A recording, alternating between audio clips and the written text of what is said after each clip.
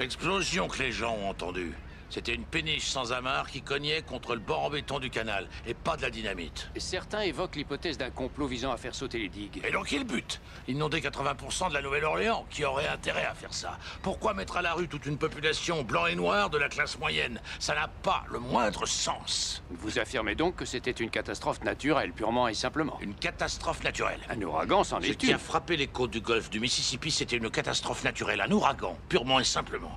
L'inondation de la Nouvelle-Orléans est un exemple parfait d'incompétence. C'est une foirade des instances fédérales qui a pris des proportions épiques, mûries pendant des décennies. On coupera au montage, ça On va n'a aller. pas fait sauter les digues, pas plus en 65 qu'il y a 3 mois, ça c'est certain. Les équipements anti-inondation, bâtis par les experts du génie militaire, c'est-à-dire le gouvernement fédéral, ont failli. Et ça fait 40 ans que nous tirons la sonnette d'alarme depuis Betsy.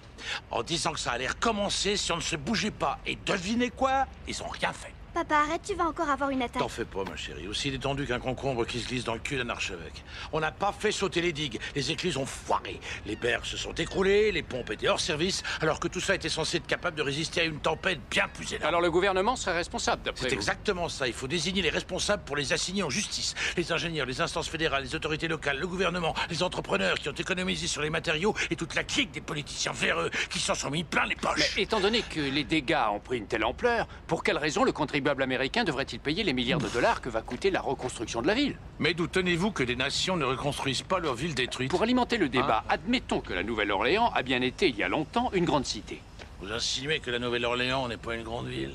Une ville inscrite dans l'imaginaire de tout le monde? Eh bien, disons que si vous êtes amateur de sa musique, qui a effectivement eu son heure de gloire, je dois bien le reconnaître, ou de sa gastronomie, une cuisine au charme provincial que beaucoup qualifieraient de typiquement américaine, trop grasse, trop riche.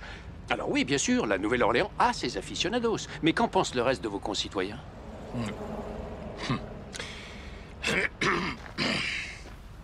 Provincial, passéiste. Vous détestez la bouffe, détestez la musique et la ville. Qu'est-ce que vous êtes venu foutre chez nous, nom de Dieu? Espèce de sale baltringue de roast beef de merde!